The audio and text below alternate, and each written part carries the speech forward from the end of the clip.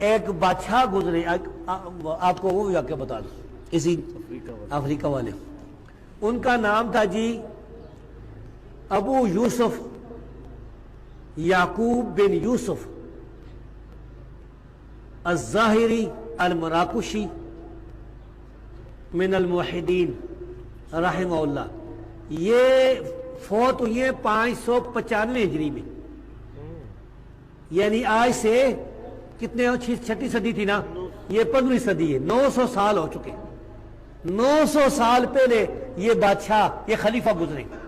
یہ مراکش افریقہ اور یورپ کے کچھ حصے پر اس کی خلافت ہے۔ اس کے حالات تاریخ ابن خالقان، حافظ ذہبی کی سیر اعلام النبلاء، حافظ ذہبی کی تاریخ الاسلام، اس طرح اس کے دور کے جو مورخین تھے مثلا المغرب، ان سب کتابوں میں یہ موجود ہے۔ اس نے خلیفہ ہوتے ہی سب سے پہلے یہ کام کیا کہ جہاد کا جھنڈا بلند کیا، حملے شروع کیے کفار کے خلاف، کفار پر، فرانس تک پہنچ گیا تھا یہ۔ دوسرے اس نے کیا کیا، یہ 5 نمازیں خود پڑھاتا تھا بادشاہ، اور یہ اس بادشاہ کی تحقیق تھی کہ نماز نہ پڑھنے والا کافر ہے، تو پھر جو نماز نہیں پڑھتا تھا اس کی چھٹی کراتا تھا تلوار۔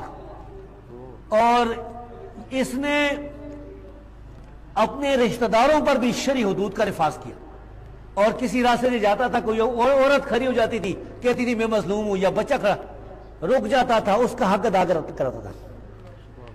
یہ تو باتیں تھی۔ اس کا جو بڑا کارنامہ ہے وہ کیا ہے، جب یہ خلیفہ بنا اس دن اس نے قانون جاری کیا کہ میری خلافت میں، میری بادشاہی میں لا یقلدوا احدا، کسی کی تقلید نہیں کریں گے علماء، تقلید ختم، پوری میری بادشاہی میں تقلید نہیں ہوگی۔ اور اس نے کہا یہ فقہ کی کتابیں ساری جلا دو، یہ فقہ مالکی تھا ادھر، ساری کتابیں جلانے سے پہلے وہ کہتا تھا اس میں سے حدیثیں نکالو، قرآن کی آیتیں جو ہے نا وہ کاٹ کے نا کاغذ سے وہ نکالو، باقی سارے۔ وہ مورخ کہتا ہے میں دیکھتا تھا کہ وہ باہر جو ہے نا لدے ہوئے آتے تھے وزن جانوروں پر، اور وہ کتابیں جلائی جاتی تھی۔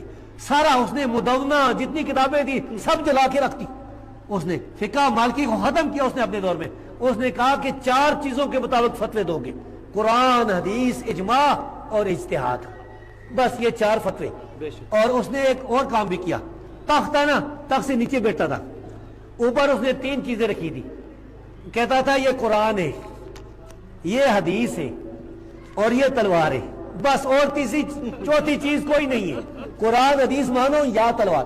یہ کہتے ہیں اہل حدیث انگریزوں کے دور پہ، تو ہم کہتے ہیں یہ کون تھا، اور یہ تو ہمارا بزرگ تھا، یا اللہ ہمیں اس کے ساتھ اٹھانا۔ سلطان ابو یوسف، کیا نام تھا، ابو یوسف یعقوب بن یوسف التوحیدی رحمہ اللہ، وہ موحدین تھے نا۔ اصل میں اس کے جو پردادے تھے ان کے اندر کچھ بدعات تھی۔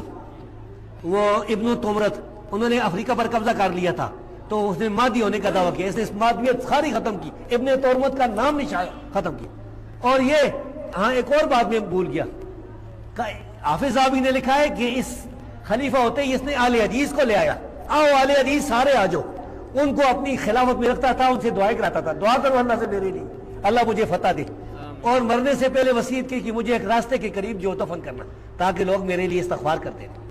کیسا مجاہد انسان ہے۔